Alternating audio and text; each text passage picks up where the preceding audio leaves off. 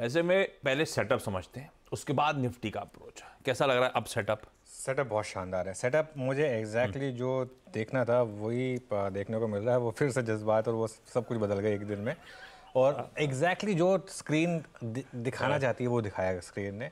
FII की बड़ी selling और डीआईएस की बाइंग। एफआईआई ने 2400 करोड़ बेचा और डीआईएस ने उसके सामने 690 करोड़ खरीदा। डीआईएस ने कम खरीदा एफआईआई की सेलिंग के मुकाबले, और मार्केट गिरा खैर ऑब्वियसली ओवरऑल। हालांकि लास्ट के घंटे में ठीक ठाक रिकवरी आई थी, लेकिन अगली जो 3-4 प्लेट्स हैं ना, वो सेटअप के लिए ज़्यादा इंपॉर्टेंट हैं। पहले तो खैर बार्स दिखा दीजिए। ये बार्स आ गए आपके सामने, ये देखिए एफआईआई के फिर रेड और डीआई का ग्रीन। लेकिन एफआईआई की जो सेलिंग है इंडेक्स फ्यूचर्स में 4500 करोड़ की और स्टॉक फ्यूचर्स में 8000 करोड़ से ऊपर की, ये पॉजिटिव है। एफआईआई के आंकड़े डिस्कस हो रहे हैं अब, वो ज़्यादा ज़रूरी है। एफआईआईज इन इंडेक्स फ्यूचर्स और एफआईआईज इन स्टॉक फ्यूचर्स, ये नहीं, इससे पहले वाली प्लेट 4419 करोड़ इंडेक्स फ्यूचर्स में और 8190 करोड़ स्टॉक फ्यूचर में। स्टैंडर्ड टेम्पलेट है, इसमें कोई दिक्कत नहीं होनी चाहिए। तो इतना इंडेक्स फ्यूचर्स में बिका 4400 करोड़ और 8200 करोड़ करीब स्टॉक फ्यूचर्स में बिका। तो ये एक अच्छा आंकड़ा है, क्योंकि इसका मतलब ये है कि मार्केट में बहुत ज़्यादा एफआईआईज ने शॉर्ट पोजीशंस ली हैं, सिंपल।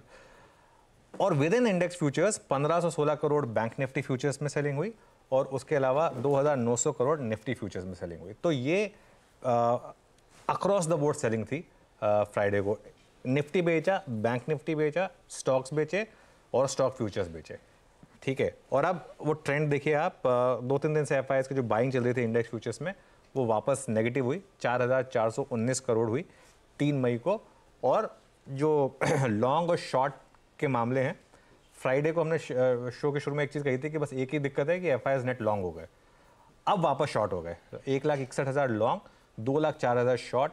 लॉन्ग कटे 52,000, शॉर्ट ऐड हुए 19,000 के करीब, मतलब करीब करीब 72,000 शॉर्ट्स, नेट शॉर्ट्स ऐड हुए एक ही दिन में सिस्टम में। आप समझिए अगर ये गैप अप टिक गया तो ये 72,000 शॉर्ट्स क्या करेंगे। सिंपल अप्रोच है मार्केट की, ऑब्वियसली कवरिंग आएगी, वो ट्रेंड आएगा आपकी स्क्रीन पर। 35% लॉन्ग पे थे हम पहले, वहाँ बड़ी रैली हुई थी। फिर फ्राइडे को हम 53% लॉन्ग पर आ गए थे, वहाँ पे रैली पंक्चर हुई। अब हम वापस 43% लॉन्ग पर आ गए। तो अब मेरे ख्याल से फिर से एक रैली बननी चाहिए, और वो अगर लॉन्ग शॉट का चार्ट हो तो ठीक है, वरना नहीं भी होगा तो भी इससे मामला समझ में आता है। एक बार वो लॉन्ग शॉट का चार्ट देख लेते हैं। ये भी देखिए, ये भी वापस जो है थोड़ा सा शॉर्ट साइड पर आया। और एक दो चीज़ अच्छी हुई थी फ्राइडे को, मार्केट में कॉम्प्लेसेंसी निकल गई है। वो हमने एक चीज़ डिस्कस की थी, इंडिया विक्स 10 तक पहुंच गया था, वो इंडिया विक्स अब 10 वाला 15 पे आ गया। ये अच्छी चीज़ है। वो बहुत ज़्यादा, देखिए 10 के विक्स पे आप पैसा नहीं बना पाएंगे, क्योंकि हर कोई अगर ये एक्सपेक्ट कर रहा है कि मार्केट चलेगा तो फिर मार्केट कैसे चलेगा। थोड़ा तो मार्केट में डर भी होना चाहिए, थोड़ा तो मार्केट में रिस्क भी होना चाहिए। यही मैं इलेक्शन के लिए भी कह रहा हूँ। अगर हर कोई ये मान लेगा कि 400 सीटें आ रही है तो मार्केट कैसे चलेगा। जब तक बीच बीच में ये सब फेजेस नहीं आएंगे कि हाँ मार्केट की नहीं आ रही हैं, सट्टा बाजार ये कह रहा है वो कह रहा है, तब तक आपको अपॉर्चुनिटी नहीं मिलेगी। तो ये अपॉर्चुनिटी मिल रही है आपको। तो इंडिया विक्स बढ़कर बंद हुआ, और पुट कॉल रेशियो जो बहुत ओवरबॉट हो गया था, एकदम से एक दिन में ओवरबॉट से ओवरसोल्ड पर आ गया। 1.28 से घटकर 0.89 पर आ गया। बैन की जहाँ तक बात है, बैन में 2 स्टॉक ऐड हुए, बलरामपुर चीनी और जीएमआर इंफ्रा, और 3 स्टॉक ऑलरेडी थे, तो 5 स्टॉक हैं बैन में, कोई दिक्कत नहीं मेरे ख्याल से सेटअप को। लेकिन आज मैं बहुत पॉजिटिव लेकर चल रहा हूँ। अगेन मैं बोल रहा हूँ, गैप अप टिकना चाहिए पहले 15 मिनट के बाद वाला। पहले 15 मिनट में हो सकता है थोड़ी सी डिक्लाइन आ जाए, लेकिन उसके बाद आपको पहले 15 मिनट का हाई निकालना होगा। अगर वो निकल गया तो ये सेटअप शॉर्ट कवरिंग के लिए परफेक्ट है। ब्यूटीफुल भाई साहब, इक्विटीज के लिए ग्लोबल हैंडओवर बहुत बढ़िया, सेटअप ब्यूटीफुल है, परफेक्ट है आज तेजी के लिहाज से। अपफ्रंट कमेंट्री में मेंशन था 3-4 रीजंस क्यों निफ्टी आज बेहतर पॉइज्ड है। ऐसे में चलिए अब निफ्टी का स्पेसिफिक अप्रोच समझ लिया जाए। पहले उनके लिए जिन्होंने सीएनबी की आवाज की मानी, फ्राइडे के उस पेन के बीच में जाते जाते लॉन्ग करने की हिम्मत रखी, उनके लिए रणनीति। और आज वो पहले 15 मिनट की आप बाबा जिक्र कर रहे हो, क्या वॉच आउट करेंगे हम लोग और क्या लेवल्स होंगे निफ्टी के लिए अदरवाइज? बिल्कुल, तो देखिए पहले लेवल्स डिस्कस कर लेते हैं, उसके बाद अप्रोच पे आएंगे। ठीक है। पहले रेजिस्टेंस होकर गैप अप मिल रहा है 22,600 से 22,650। सबसे बड़ा कॉल राइटर 22,600 पर बैठा है, तो उसके लिए 22,600 से 22,650 के बीच में पहली रेजिस्टेंस है। और ऑब्वियसली आपकी बड़ी रेजिस्टेंस है आपका ऑल टाइम हाई 22,750 से 22,800 का जोन, जहां पर आप 2 बार जाके फिसल चुके हैं। ठीक है, तो ये आपके लिए बड़ी रेजिस्टेंस हो गई। लेकिन सपोर्ट ज़्यादा ज़रूरी है। पहले 22,475 से 22,500 फ्राइडे का क्लोजिंग जोन, और उसके बाद मतलब एडजस्टेड 22,475 था, प्रोविजनल 22,490 के करीब था। तो ये आपके लिए पहला सपोर्ट है। और बड़ा सपोर्ट आएगा आपका 22,350 से 22,430, जहाँ पर आपका 20 डेमा प्लेस्ड है आशीष, और जहाँ पर आपको फ्राइडे का लो प्लेस्ड है। देखिए, अगर आपने वो फ्राइडे को लॉन्ग किया है और अगर वो pure and specific BTST long है, तो उसको या तो बुक कर लें या हाफ बुक करके बाकी हाफ को कैरी कर लें अपने बाय प्राइस के स्टॉप के साथ।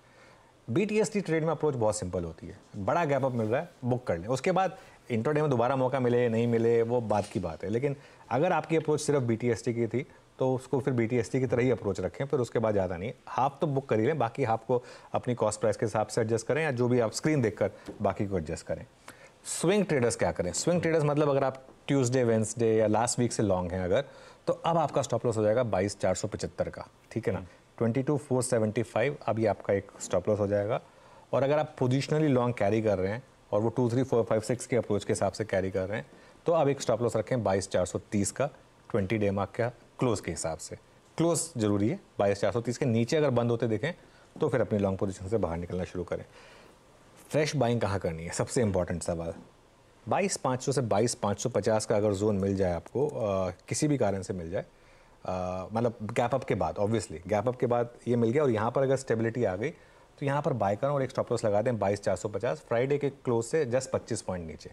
अब मुझे पता नहीं 22,500 से 22,550 आपको मिलेगा या नहीं मिलेगा, क्योंकि गैप अप हो रहा है, लेकिन गैप अप के बाद अगर मिल जाए ये जोन, तो ये जोन होगा फिर फ्रेश बाइंग का विद 22,450 है स्टॉप लॉस।